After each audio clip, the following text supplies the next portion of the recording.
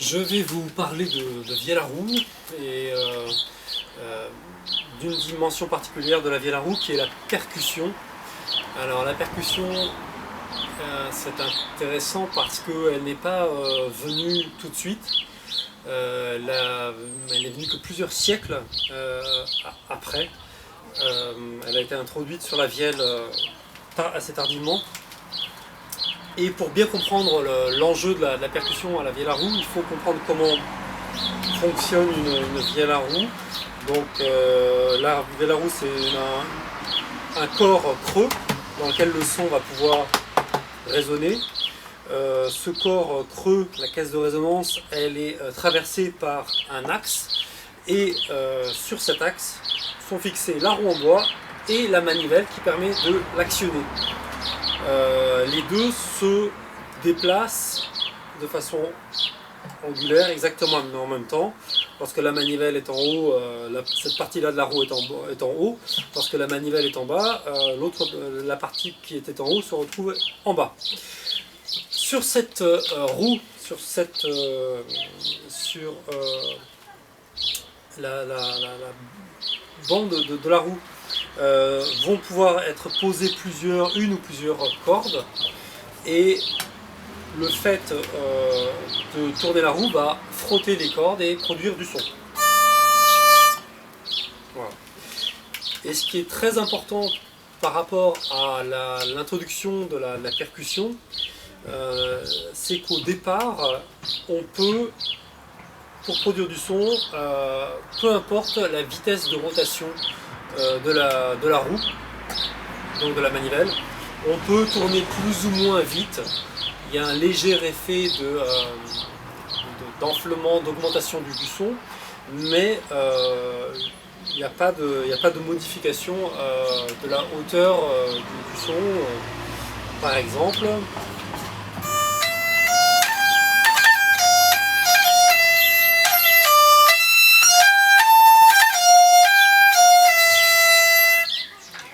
voilà, là j'ai gardé un même tempo et j'ai accéléré, j'ai tourné plus ou moins vite la manivelle. Quand on introduit, une fois que va être introduite la percussion, eh bien on ne pourra plus tourner la manivelle comme on veut. Pourquoi? Parce que pour pouvoir percuter la roue, il faut la taper. Et idéalement, on aimerait pouvoir frapper la manivelle en n'importe quel point du tour de roue. Mais de fait, c'est beaucoup plus facile d'avoir des repères stables. Et on va commencer par le repère qui consiste à frapper la manivelle toujours lorsqu'elle se situe au point le plus haut. Et ça va donner par exemple ceci.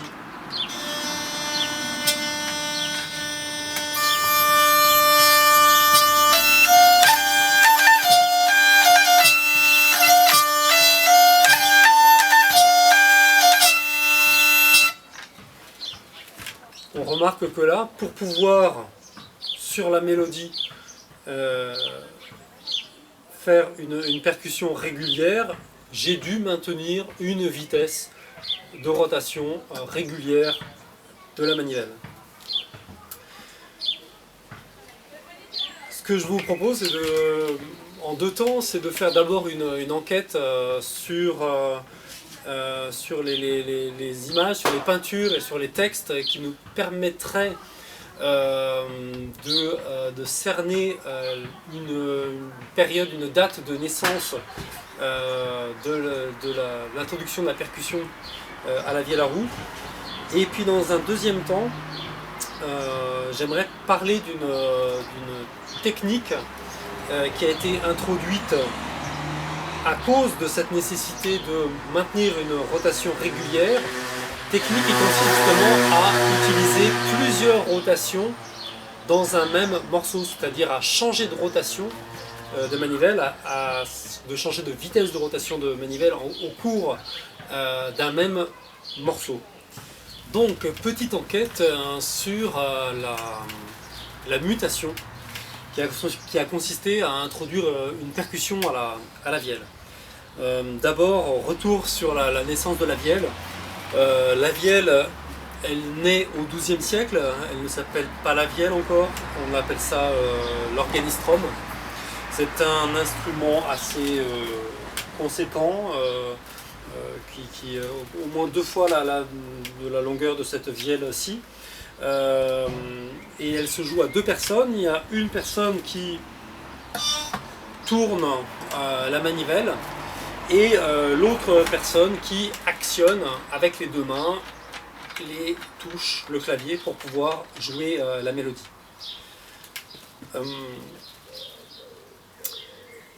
La vielle, parce qu'elle existe depuis 800 ans, elle porte donc avec elle la mémoire d'univers musicaux très différents. Elle naît alors que l'univers musical dominant est un univers de mode, un univers modal. Ce sont les modes ecclésiastiques, les modes qui sont joués dans les chants d'église, qui sont chantés à l'unisson. Mais elle naît aussi à une période où on commence à voir apparaître de la polyphonie, c'est-à-dire une ligne de voix ou une deuxième ligne mélodique qui sont superposées sur une première voix. C'est l'école de Notre-Dame du Paris, et puis au XIIIe siècle, l'Ars Nova. On est aussi en pleine période de la musique jouée par les troubadours, les chansons de gestes, les chansons d'amour courtois. La vielle, qui était grande un siècle plus tard, au XIIIe siècle, elle va être miniaturisée. Et on va l'appeler aussi bien vielle que symphonie ou chiphonie. Et voilà à quoi pouvait ressembler par exemple une vielle, un jeu à la vielle avec du chant au XIIIe siècle.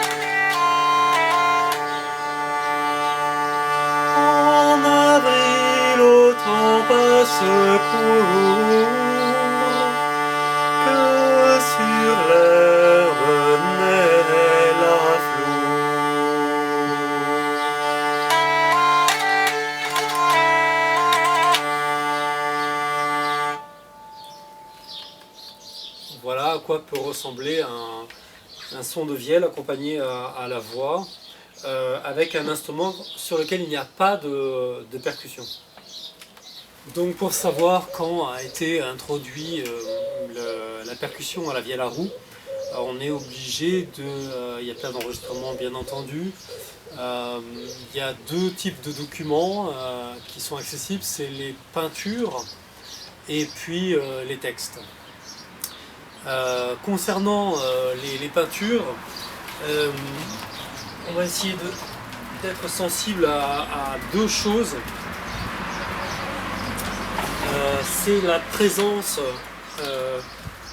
d'une part de cette pièce qu'on appelle le chevalet mobile ou le chien, qui est une petite pièce qui ne ressemble pas à un chevalet habituel de violon, qui est une petite pièce qui va être placée sous la corde.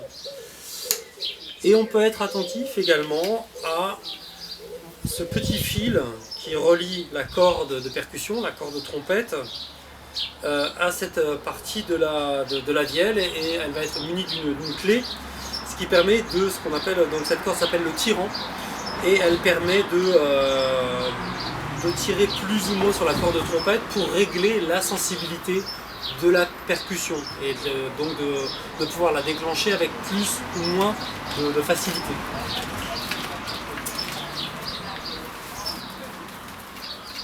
d'après l'enquête assez rapide que j'ai pu faire,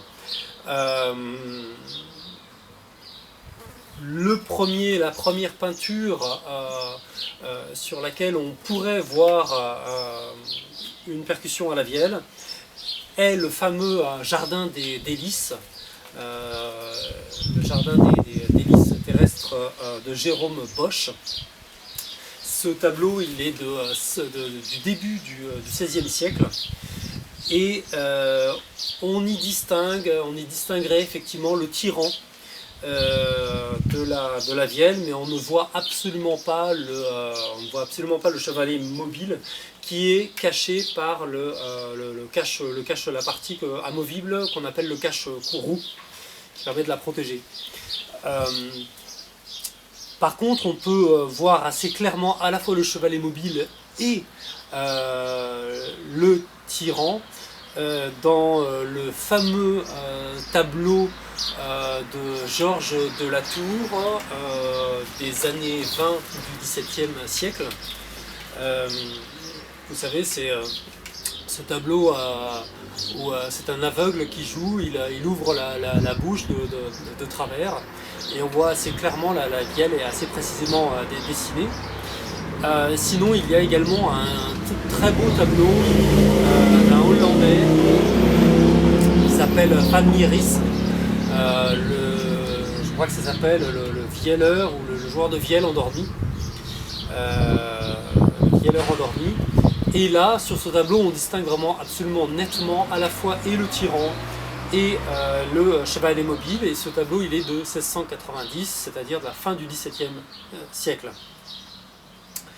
On voit donc que pour ce qui est des représentations, des représentations graphiques, des peintures, on a une quasi-certitude que la percussion a été présente au XVIIe siècle. Par contre, pour le XVIe siècle, c'est une possibilité.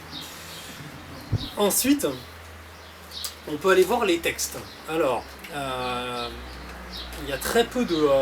les textes les plus intéressants qui nous sont parvenus sont les textes de Mersenne. Mersenne, dans son Harmonie universelle publié en 1636, il parle de la vielle, et c'est assez intéressant, puisqu'il décrit qu'il y a eu plusieurs essais pour permettre de mieux articuler le son de la vielle et de pallier à la contrainte, à la puissance, mais à la contrainte du coup du son continu, de mieux détacher les notes les unes des autres. Et il nomme, dans cette harmonie universelle, il nomme le chevalet qui aurait, un chevalet mobile qui aurait été introduit. Mais dans sa représentation graphique de la vielle, il n'y a absolument pas de chevalet mobile qui est représenté. C'est-à-dire que la vielle de Mersenne, qui fait un peu l'état de tous les instruments de musique de l'époque, ne présente pas de percussion. Ensuite, si on se réfère au dictionnaire de la langue française de Furetière, qui a été publié à la fin du XVIIe siècle, on peut, et c'est très intéressant parce qu'on voit qu'il y a des expressions françaises qui comprennent le mot vielle ou le mot vielé, et qui permettent de se faire une idée d'un usage du jeu, d'un certain jeu de vielle. Les expressions citées par Furetière vont dans le sens d'un jeu assez doux, d'un jeu qui sonne, qui est harmonieux, et qui s'étend sur une assez grande longueur. Tout ça fait direction vers les chansons de geste ou des chansons courtoises, relativement longue. En tout cas, ce que le dictionnaire de Furetière inscrit de la Vielle à la fin du XVIIe siècle n'est pas du tout, ou en tout cas ne mentionne pas du tout la présence du chien, du grésillement du chien, comme un fait significatif, et c'est important de le noter.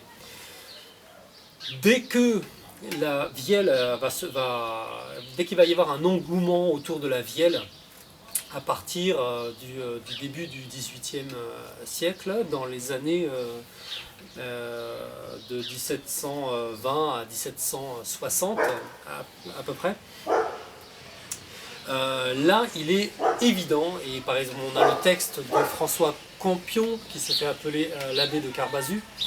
Le texte de François Campion indique très clairement un bruit qu'il compare à un coutelier en train d'aiguiser son couteau sur sa meule. Donc là on comprend que le chien est vraiment très présent.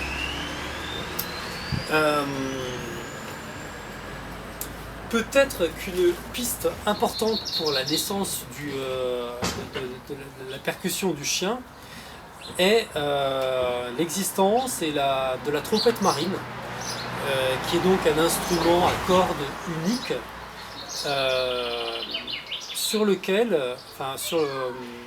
qui est posé sur une pièce amovible, sur un chevalet mobile, exactement de la même manière que la vielle à roue. Et d'ailleurs, on note que la corde qui permet de créer la percussion de la vielle à roue s'appelle,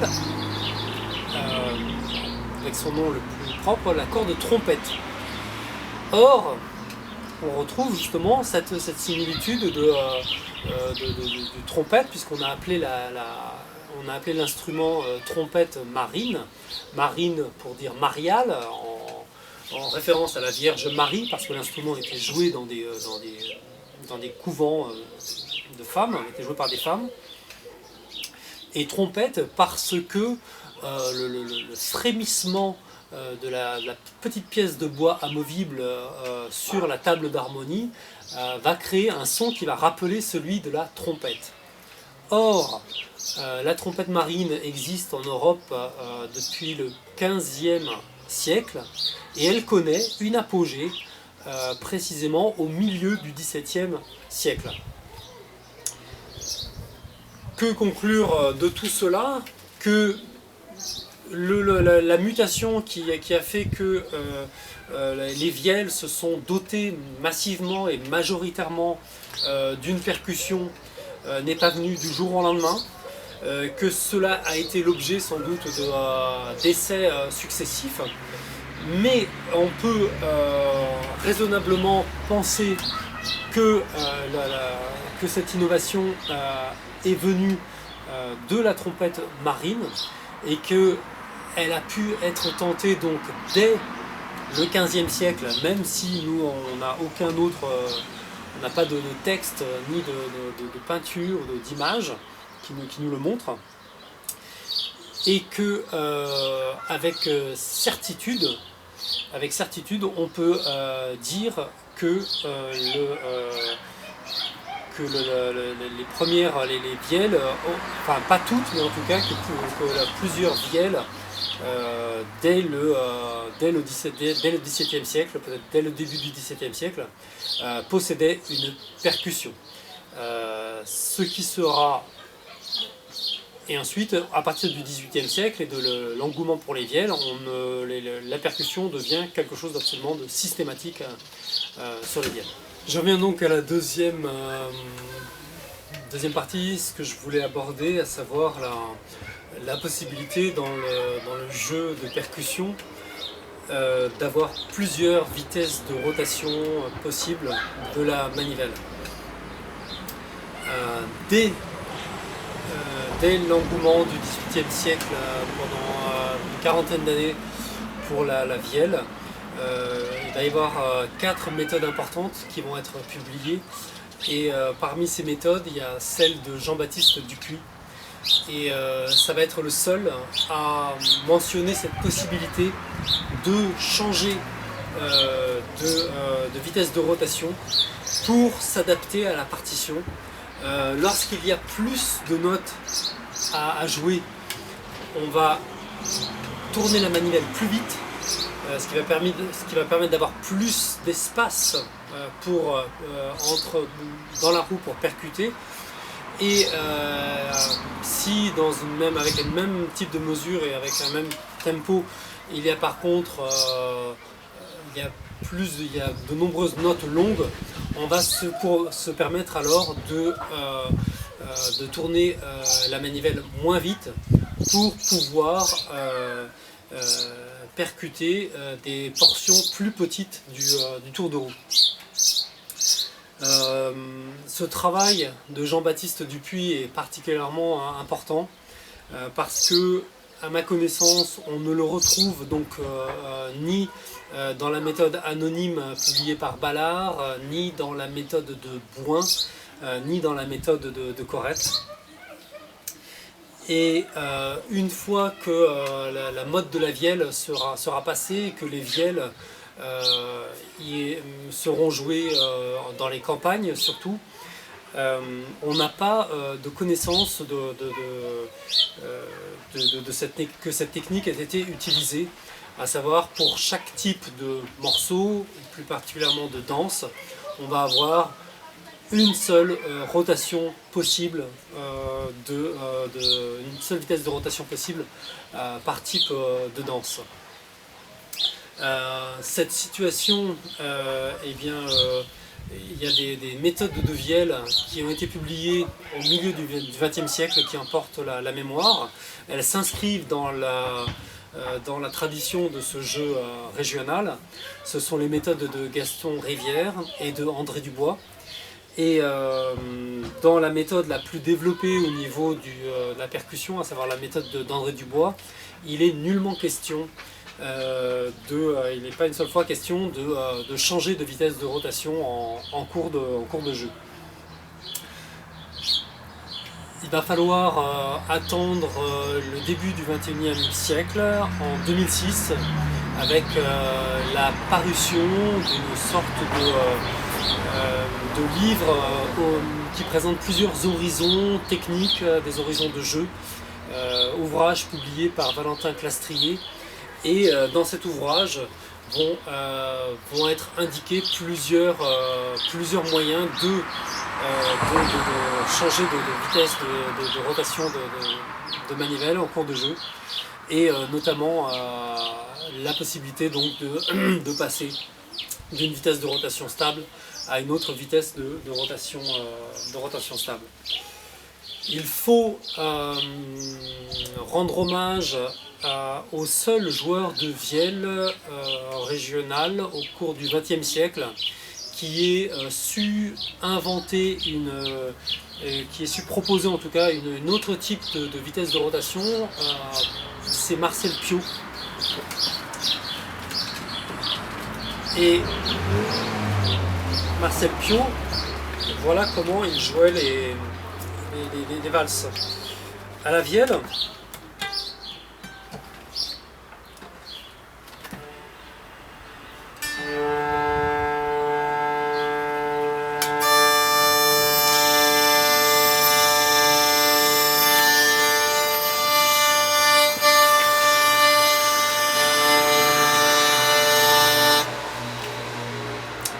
pour jouer une valse à la vielle, qui se joue par exemple sur un schéma de rythme suivant, pam pim pam pam pim pam pam pim pam, pour une valse plutôt lente. Traditionnellement, on choisit de frapper pour les trois coups, le premier coup en haut, le deuxième coup plus faible en bas, le troisième coup plus faible en haut, de frapper pour la deuxième cycle, de frapper le deuxième coup fort en bas, puis le deuxième coup du deuxième coup fort en haut, puis le troisième coup du troisième coup fort en bas, et d'alterner ainsi un cycle de haut, bas, haut, bas, haut, bas, haut, bas, haut, bas, haut, bas. Ce qui donne la chose suivante.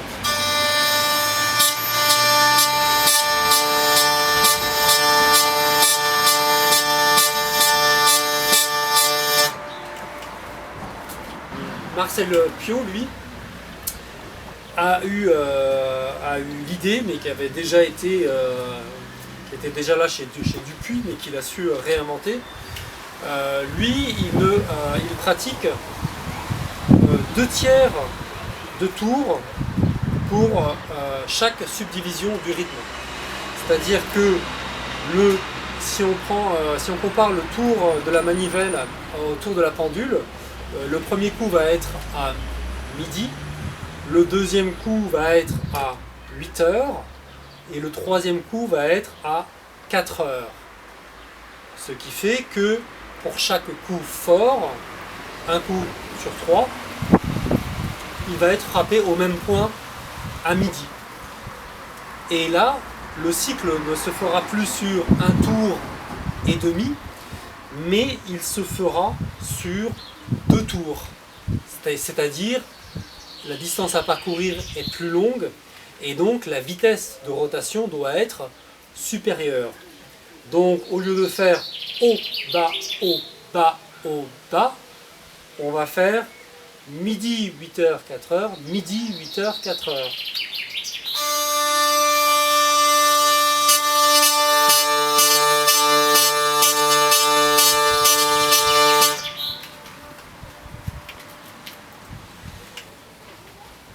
Le plus intéressant, et ça c'est une perspective ouverte par Valentin Clastrier, c'est de ne pas choisir l'un ou l'autre, mais de pouvoir mélanger les deux au cours d'un même morceau. Par exemple, en ne mélangeant pas, je joue d'abord une valse avec la technique haut, bas, haut, avec un cycle sur un tour et demi.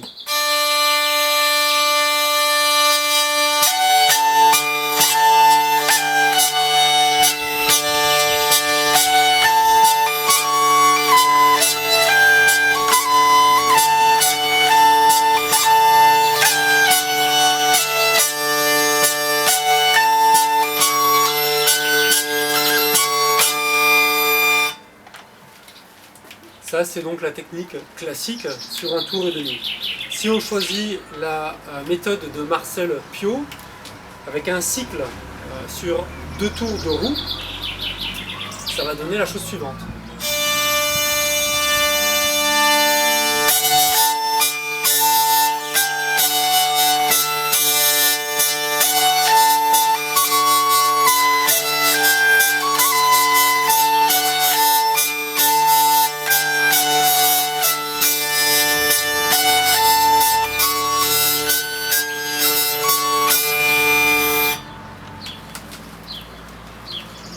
Le plus intéressant, c'est de pouvoir, au cours d'un même morceau, alterner entre ces différentes vitesses de rotation qui correspondent à des cycles différents. C'est exactement comme quand on est en voiture et que pour rouler à un même tempo, c'est-à-dire pour rouler à une même vitesse de 60 km/h par exemple, on choisit d'être en seconde ou en troisième. C'est-à-dire que le moteur, la manivelle, va tourner plus ou moins vite, mais le résultat, ce qu'on va entendre, c'est-à-dire la vitesse effective, va être la même. On peut faire par exemple...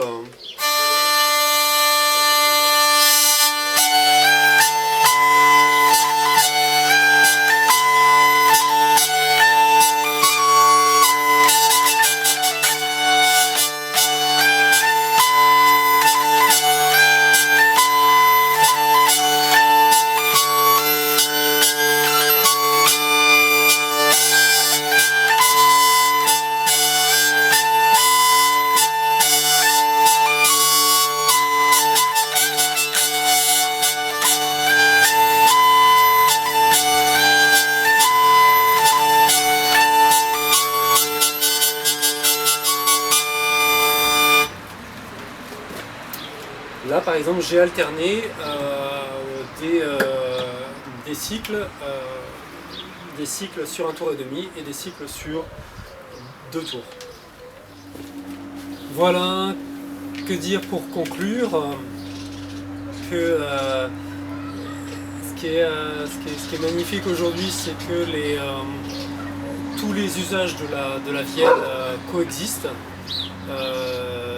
aussi bien avec et sans percussion.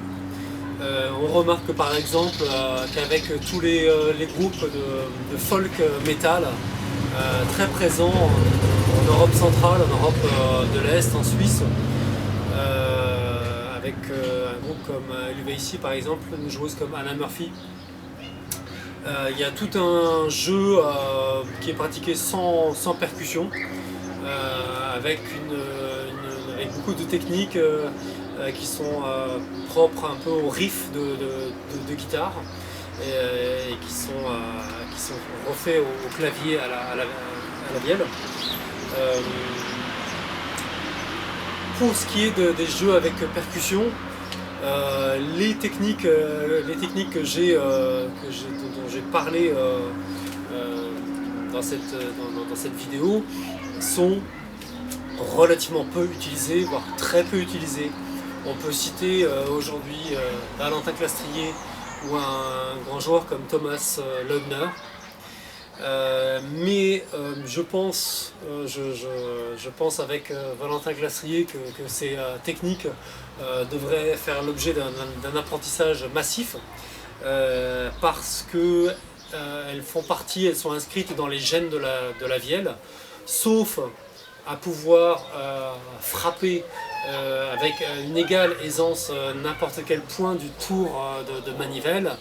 On est obligé de passer par des points fixes, et si on passe par des points fixes et qu'on essaye d'inscrire des cadences de musique ou de danse dans ces points fixes, on est obligé de passer par la notion de cycle, et donc d'apprendre à passer d'un cycle à l'autre.